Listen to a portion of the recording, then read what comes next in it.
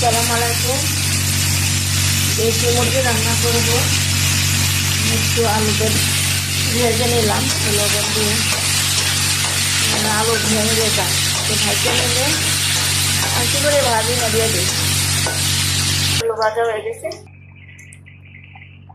মুরগি রোস্ট বসাইছি। কাঁচা মরিচ দিয়েছি, কাঁচা মরিচের জন্য কালারটা সুন্দর হয়নি, লাল মরিচ দিলে লাল হইতো। বসিয়ে নিলাম মুরগিটা।